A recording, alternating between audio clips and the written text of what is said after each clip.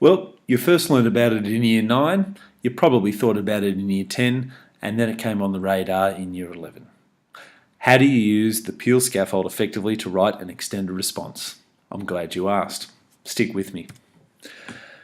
The essay writing process, as you can see this diagram here, this diagram would fit well with either a research essay, which you won't be doing, or an essay which you'll be writing under exam conditions that's in response to a particular question that you only receive on the day. Remember, there are two types of essay. A research essay, which obviously you receive the question in advance and allows you to prepare and do wide research.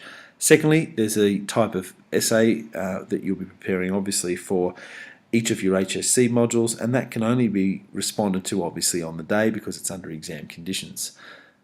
It's a helpful diagram to look at here in terms of looking at the way in which you use particularly mind maps and ideas, the way you gather information, the way you plan, the way you write, the way you check. Again, these are things when you're preparing your drafts. Obviously the writing, using a mind map, expanding your ideas, drafting and editing. These are all good starting points when you're doing your research in terms of preparing for a draft essay or preparing for an exam. It's not simply an approach of sitting down and writing as much as you can and trying to get at clear ideas and then playing with those ideas. Go back a couple of steps. Break key concepts open. Look for language that connects ideas together. Checking your work. Have you answered the question? Fundamentally, does your thesis answer the question in the first sentence of your essay in a direct and immediate way? If it doesn't, your essay is faulty from the start. Your essay structure. Does your essay have a very clear introduction with a thesis? Does it introduce the text that you'll be discussing in the essay? Does it outline briefly the context of both of these texts and provide a link to some of the topic sentences? Are there clear body paragraphs? Does each body paragraph begin with a topic sentence? Is each topic sentence then supported with textual evidence?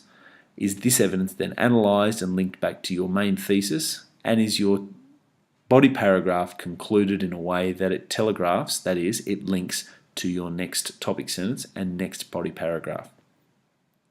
These linking sentences, as I say here, are very important. It shows that you've thought about the ideas you're discussing and the order that you will be discussing them in.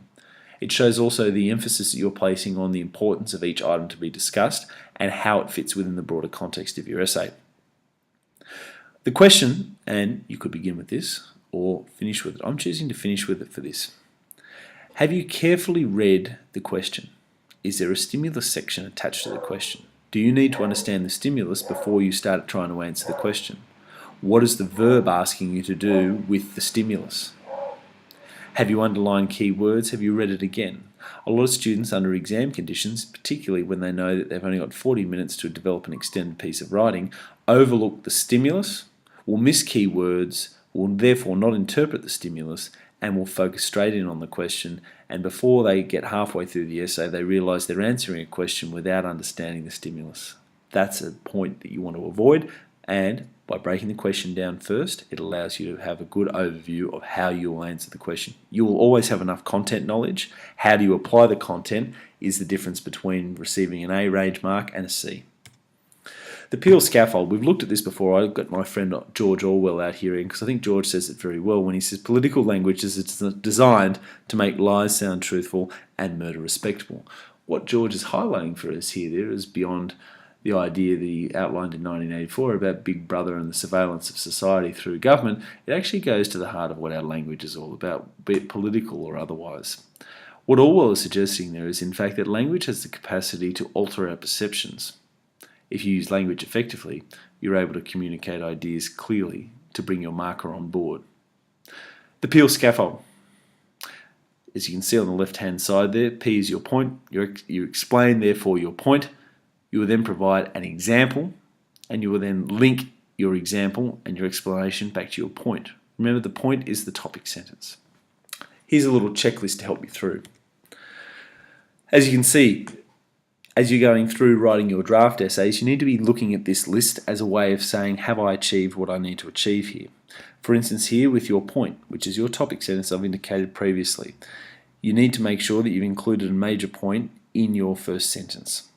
2, You're able to determine what the topic is about by reading the first sentence. As a marker, a marker needs to be able to approach your work, read the first sentence of every paragraph, and then work out whether you've answered the question or not. Do not obscure meaning or do not make it harder for your marker by using convoluted or irrelevant language in outlining your topic sentence. A topic sentence should be very clear, should be very precise, and be speaking about a very clearly identifiable argument.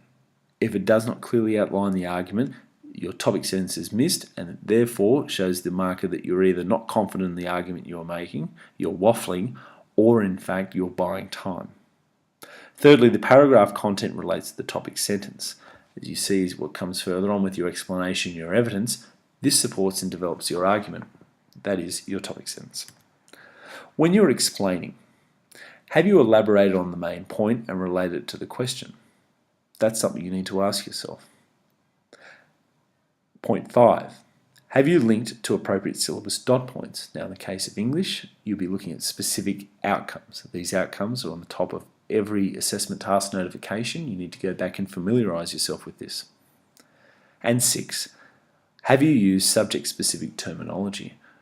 Have you used synonyms to outline discovery, for example? Or are you simply just using the word discovery without showing any interpretation of what this term can and does mean in the context of the essay stimulus and the question?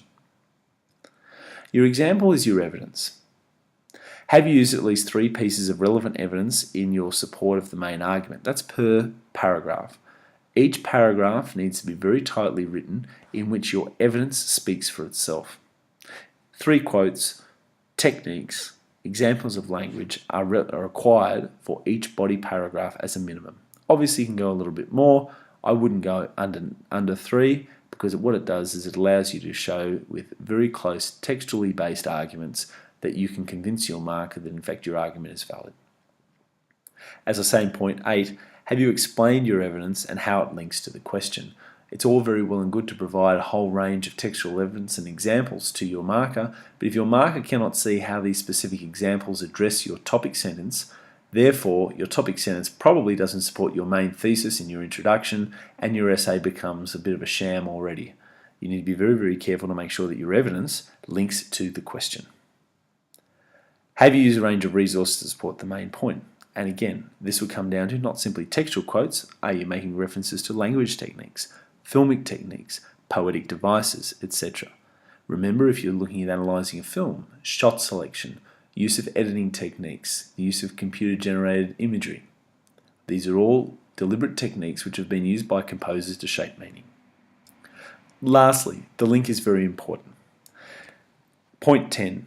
Have you used sentences, 1 or 2, to form a link to the arguments or discussion outlined in the first sentence? Therefore, does your concluding sentence of each paragraph show how you have addressed the topic sentence of the paragraph? As I've said previously, think of each paragraph as a mini essay. The first sentence is your introduction, that is your topic sentence. You then have a series of points and arguments that are made, and then you'll have a final sentence which is a conclusion of each paragraph. That conclusion serves 2 purposes. The conclusion firstly outlines how you have addressed the topic sentence of that particular paragraph. Also, that concluding sentence then telegraphs or links to the next topic sentence that is to follow. You need to make sure that that concluding sentence does both of those things. It's not simply concluding that paragraph. You need to intelligibly link to the topic sentence of the next paragraph and show your marker exactly how you have connected your ideas together. Do the ideas of the 2 paragraphs connect to each other? Is there an order? Is there a structure?